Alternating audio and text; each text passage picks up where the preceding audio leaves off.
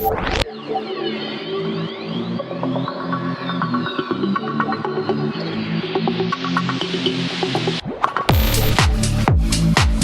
everybody, welcome back to the channel. Thank you so much for once again joining me for tea time. Today we have a little bit of Fireside.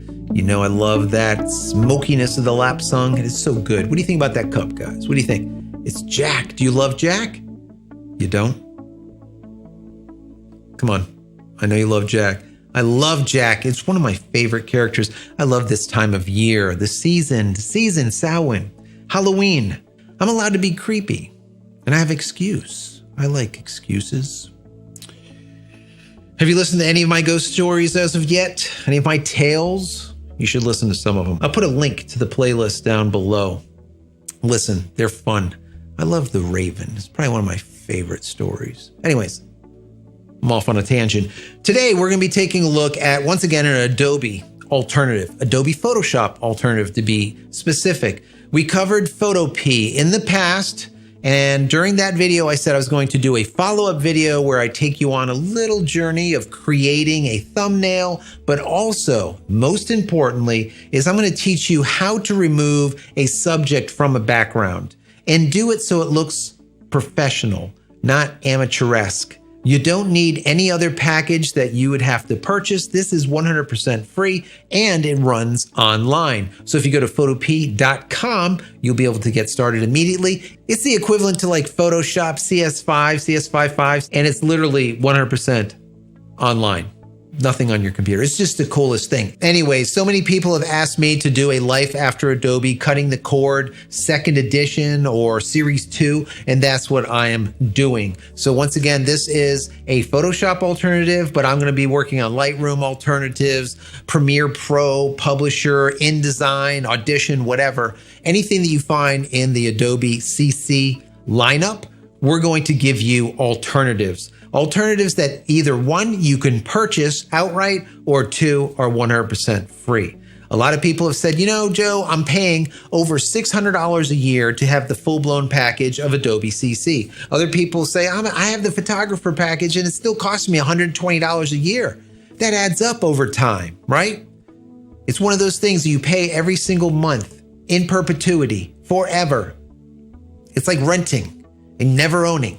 So that is the basis of the Life After Adobe Cutting the Cord series. And this is what I'm working on for you guys to save money, right? It's very important. Today, everything is about ROI, return on investment, value. Are you getting enough for your money or are you not?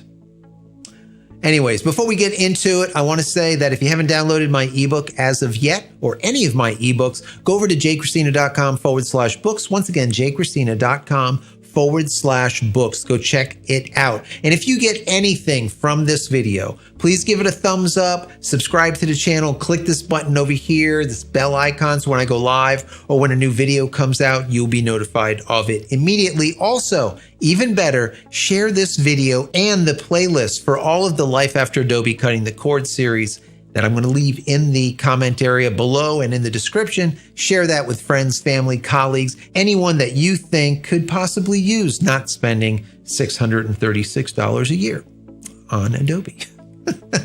Anyways, let's get over to my screen. So this is what photopea.com looks like. I'm not going to show you all of the nuances to it, but we're going to do a baseline, right? And most importantly, I'm going to teach you how to rip those foregrounds from the backgrounds, take those subjects off the backgrounds and do it like a professional, not like an amateur. And you'll see what I'm talking about in just a second. Let's get some of our collateral up here. So this right here is the original image. This is what we're going to replicate. But what we're going to do is we're going to use an R6 camera, and this will say Canon EOS R6 is coming. And we're going to try to replicate this. This was put together in Affinity Photo. So let's grab the rest of our materials here. Number one, we need this background. Let's drag that in there. We need this other background. We'll drag that up there. We also need the camera, of course. There's the camera. And now let's create a new document. We come over here, we hit new project. Let's call this Canon EOS R6 is coming. I'm going to change this to 1920 by 1080. And then instead of 72 PPI, we're going to make this 300 PPI. Do we need 300 PPI? No, we don't. 72 is more than enough, but we're going to do 300 anyways. And instead of having a white background, I'm going to change this to transparent and hit create. So there we go. This is our starting board. This is what it looks like. So I always leave the background just like this, transparent, and then I start building on top of that. So let's start by adding a new layer. Down here at the bottom, we click on add new layer. And this layer, let's fill it with a gray, maybe a dark gray. Let's see, this gray, maybe we'll lighten that gray up somewhere right around here. Let me hit OK on this color. And then what we want to do is fill it. So we come over here to our gradient tool, pull that down, change it over to the paint bucket, and then click on the screen. And there you go. We have a filled layer of this gray color. This will help us to be able to see that everything that we're working on is working well. Let's bring up our reference first. So let's work on it in reverse order. We're going to do the background, then we're going to do the text, and then finally we will do the camera. So let's go back over to here. We want to take this background and copy it over. So we're going to hit Control A, Control C to copy, move over and hit paste. And now we want to drag this over the entire frame. Now to back out a little bit, we hold down Alt and then just simply roll our mouse wheel. We're going to grab this handle and then drag it up to the top. Now, if we want to keep the aspect ratio of it, instead of it doing this craziness, that's all we have to do is hold down our Shift key and drag. And as you can see, it keeps the proportions how they were. And then we'll grab this bottom handle, once again holding down Shift and drag the other way. That looks pretty good. I like it. Perfect. Now we need to go and grab our circuit board and copy that over. So we come here, we hit Control A and then Control C, jump back over to our main window and hit Control V to paste it.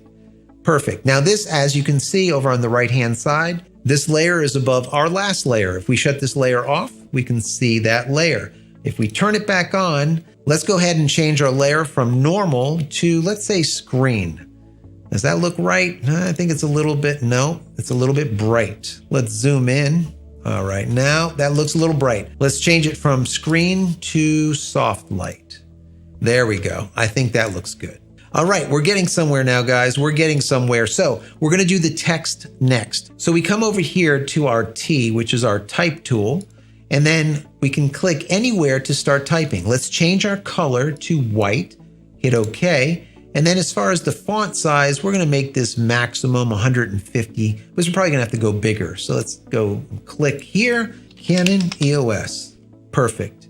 Now, as we can see, that's a little bit small. Now, there's two ways of changing this type size. We could come over here and there's a little T here. If we click on that, it pulls out the character and paragraph window. Now in here, if we go to size and you pull down this little radial button, you see that we're at our maximum size. Well, that's not really the case. If you double click here and change it to 250, for example, and hit enter, as you can see, we can make it larger. Now, I don't use this at all. I like using my handles here instead. Now, once again, like I said, if you grab one of these anchor points and just simply move around, you see what happens to the text. We want to keep the text exactly how it is. We don't want this to happen. So let me go ahead and undo that with Control Z. So all that we have to do, just like before, is hold down Shift and grab this anchor. And now when we move, it simply makes the text larger or smaller. So we're going to make it a little bit smaller, maybe right around here. Something like that looks pretty decent. Now I can see that this text is a little bit more squashed, let's say. I'm going to take this anchor right down here and just simply move it up.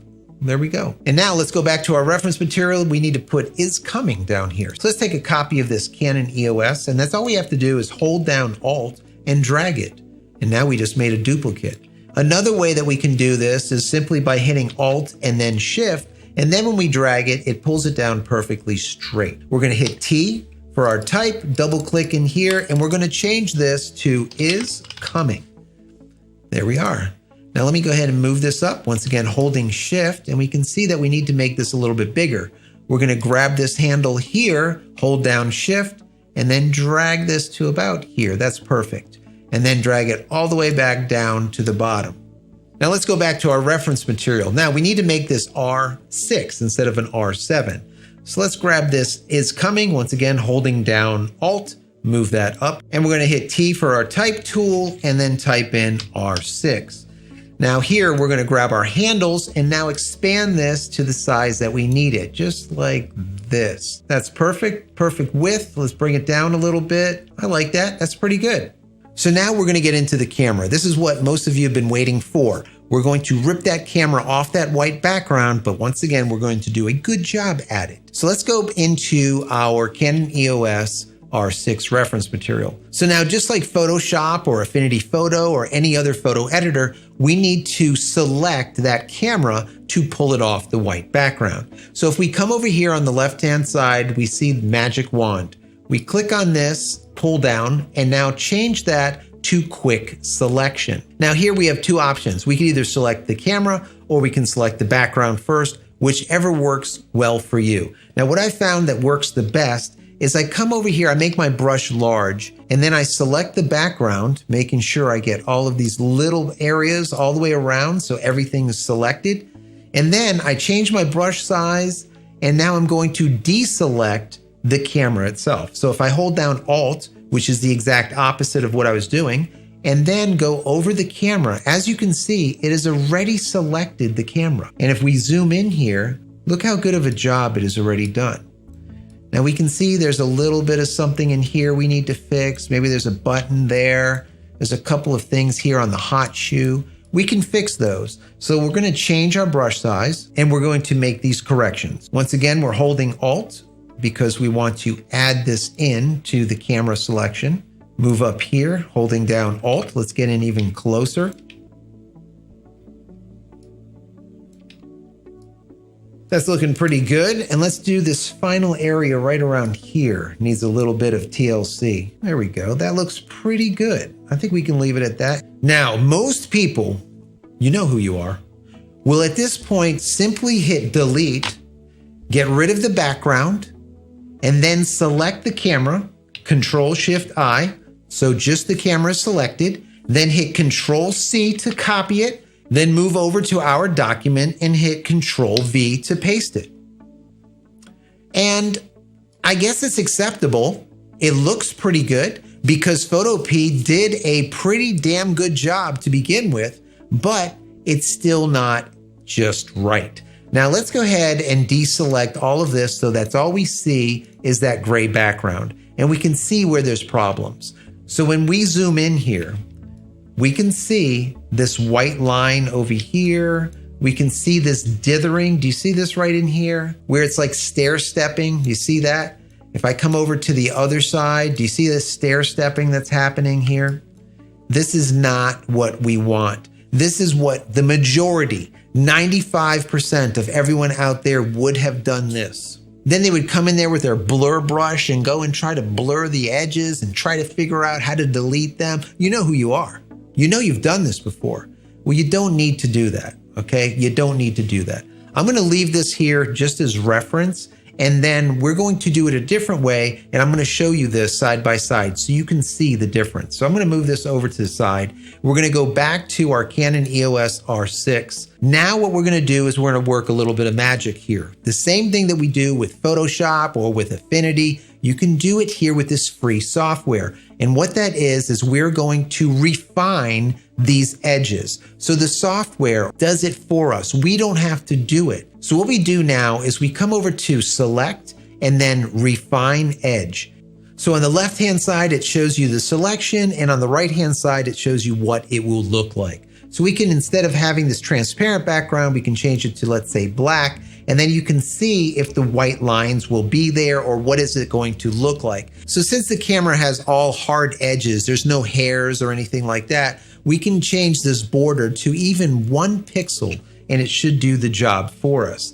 Now, what this does is it tells the software where it needs to look. So if I change this from 1 to, let's say, 10 pixels, do you see how this has made this much bigger? You have a negative side on one side, a positive side on the other side, and it tells the software, this is the area that I need you to look at to decide what needs to be masked and what doesn't need to be masked. So we don't need this massive area. So once again, we're going to change this to a 1 and then hit OK. We're going to hit Control-C to copy, and then move over to our project and hit Control V. So now we have 2 copies of the same camera, but now look at the difference. So let's zoom in here so you can see the difference between the original and the new one. Let's go ahead and move this over just a little bit, grab the other camera and move that over. And here we go. Look at this edge on the old version here on the right-hand side and the new one. It is absolutely night and day. Look at that. What a massive difference, right guys? So, like I said, this right here is the Pro version, and then this is what the majority of people would do. And if we zoom in, we can see all of this stair stepping happening here on the edge. And if we move over to the other side, there's absolutely none of it. Look how smooth this camera is on this side in comparison to this one. So that's the difference between an amateur and a professional when it comes to pulling stuff off of a background. I could do other videos showing you how to do hair and whatnot and really get in there down to the nitty gritty. But this is a basic understanding using that refined edge. And once again, you don't have to be using Photoshop to get there. Now, there's one more pro tip that I have to give you here. This is very important, mission critical. Before you change the size of an image, you need to make sure that that image is not a raster image. If we come over here on the right-hand side and right-click on the image, you can see it says Convert to Smart Object. That is what we want to do. Watch what happens when we do that. So when we click on it, there is now like a target or a little box over it. What is the difference, right? Let's go ahead and undo this, and I'm going to show you because it's very, very important. We're going to make a copy of this background because we don't want to mess up the original. So let's go ahead and duplicate the layer. So now we have 2. Now the copy is the one that we're going to leave as a raster, and the original we're going to change to a smart object. So once again, you see the little square here for a smart object, and this one does not have it. That is raster. Many times you have an image that you're like, I want to make it small, and then later on you want to make it bigger again. Well, you can't do that with raster images, and this is why. So if we take the raster image and we now shrink it, let's go ahead and make it into a little thumbnail, like about like this size, like a stamp size, and hit enter. So that is now the image. Well, we say, wait a second, we want to make it big again. Now we grab the handle and make it large again and hit enter. Do you see what happened, guys?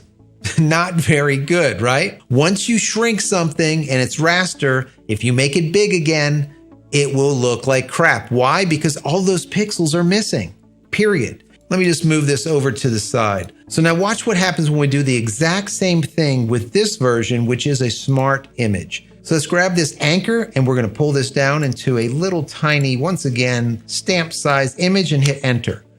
Now that's it.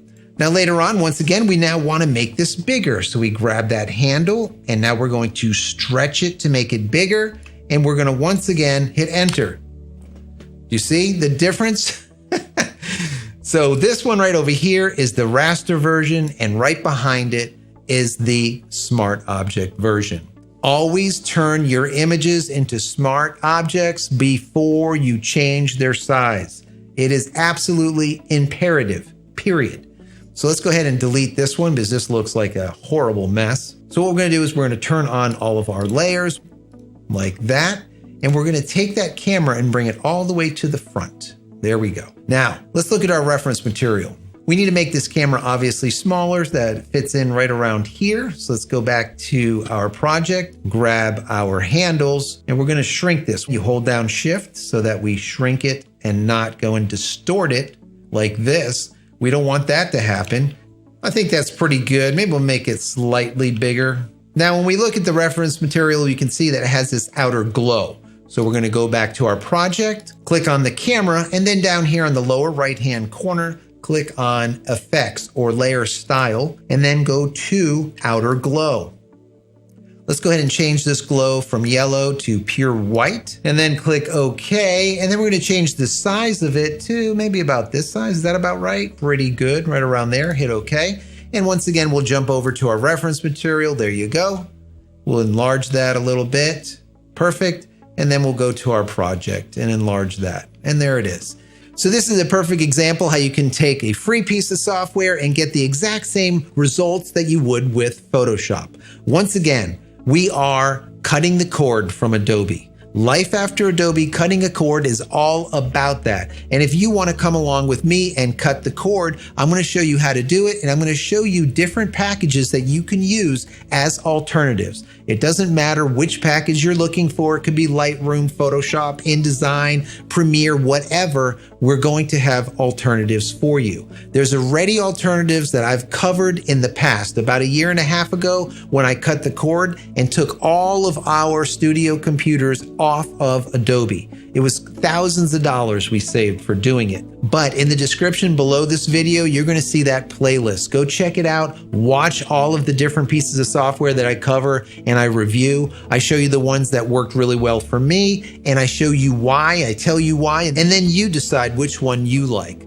I encourage all of you to download all of the different trials to the different software out there to test them out. If they are paid for product like this one, it is 100% free. So once again, if you enjoyed this, if you got anything out of it, please give it a thumbs up. Don't forget to tell your friends. That's very important. Let them know about the Life After Adobe Cutting the Cord series. Let them know about that playlist. Let them know about this specific video. We need to grow this channel. We're at 30-some thousand, I think, people now. That's a lot of people. We want to see 50,000, 75,000, 100,000 and more. We need to get this message out to everyone. Don't forget to subscribe to the channel. Click the little bell icon over there. And finally, head over to my website, JCristina.com, where you can find all the photography tools that I've invented for you and me over the years. And hopefully there's something there that you might like. And if there is, please pick it up and support me and my family. And for getting to the end of this video, use promo code YT20 at checkout. Once again, promo code YT20 at checkout. You'll get 20% off everything in your shopping cart. That's it. I'm out of here. Once again, many blessings to you and your family. Have a good one.